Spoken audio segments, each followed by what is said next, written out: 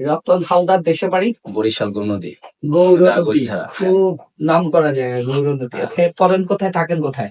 পড়াশোনা MBA complete Suhrawardy থেকে ম্যানেজমেন্টের। সরওয়ার্দী থেকে। হ্যাঁ, আর এই তো আপনি কোন প্রোগ্রামে যাবেন? House building. আপনার গ্লোবাল সম্পর্কে কিভাবে জেনেছেন? গ্লোবাল সম্পর্কে বলতে আমি অনেক ঢাকাতে অনেক কটা ইনস্টিটিউট ঘুরছি হুম। যে কোথায় ভর্তি হওয়া যায়। হুম। তো সব ঘোরার পরে দেখলাম এইখানে ফেসিলিটি প্লাস যে মানে বাজেটের আমাদেরকে আর্থিক কি- যে একটা বিষয়টা। আমাদেরকে কি বলা যায় কোথায় কোথায় গেছেন? ধানমন্ডিতে আছে, হ্যাঁ। মিরপুরে আছে, আরো অনেক জায়গা, সবগুলা ঘুরে দেখছি। ফার্ম গেট আর একটাতে গেছেন? হ্যাঁ, সবগুলা দেখা হয়েছে। সব দেখছেন? ফার্ম গেট, হ্যাঁ, আমি বিগত প্রায় 20-25 দিন শুধু ইনস্টিটিউট ঘুরছি। আচ্ছা, হ্যাঁ, 25 দিন ঘুরছেন? একদম মনে হয় মানে টোটালি সব মিলে। কিন্তু একটা ফার্ম গেটের প্রতিষ্ঠান নাম বলেন যেখানে এখানে আপনি গেছেন। আপনার এইখানে আছে মার্তি কি জানো, আচ্ছা। ভাষা কি জানো, হ্যাঁ, হ্যাঁ, তারপরে ওইখানে আছে। তারপর আছে আপনার ধানমন্ডিতে আছে ওই যে 32-এর সাথে, হ্যাঁ হ্যাঁ হ্যাঁ, তারপরে ওইখানে আছে।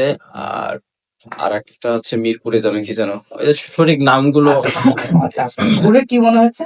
ঘুরে মনে হয়েছে ওইখানে যে বাজেটটা চাই এইখানে অন্য অন্য বাজেট তুলনায় কম, তারপর ফেসিলিটি দেখলাম। আর এখানে আইসা ম্যানেজমেন্টের সাথে কথা বললাম। বাজেট কম হলে তো সার্ভিসও খারাপ। না, বাজেট কম হলে সার্ভিস খারাপ না, আমি তো ম্যানেজমেন্ট আইসা দেখছি যে ম্যানেজমেন্টের কথা। কার সাথে কথা বলেছেন? এইখানে রিসেপশনে সবার সাথেই, আমি এক্সপ্রেসিভ নামটা বলতে পারবো না, আচ্ছা, সরি। কি নাম ছিল বলতে পারলে ভালো হইতো, আমরা বুঝতাম যে আমাদের কোন সার্ভিস কেমন বা কোন এমপ্লয়ি কেমন। আমি প্রথমে এইখানে আপনার 1 মাস 2 মাস আগে আইসা প্রথমে কথা বলে গেছে ওইখানে আপনাদের হেড অফিসে। কার সাথে? ম্যামটা শুরুতে যে এশিয়ার রাখি রাখি ওনার সাথে কথা বলে তারপর এইখানে আবার আসি 1 মাস 1.5 মাস পরে। আচ্ছা অন্য অন্য জায়গায় এরপর ঘুরছি সব জায়গাতে, আচ্ছা। আর্থিক অবস্থা ফেসিলিটি সব মিলিয়ে দেখছি এখানে better. Okay fine, so thank you so very much. আপনি অনেক জায়গায় ঘুরে এসে আমাদের কাছে এসেছেন, তার মানে রিয়েলি আমরা কিছু দিচ্ছি, এই জন্য এসেছেন, এই জন্য আপনাকে অবশ্যই। Thank you brother.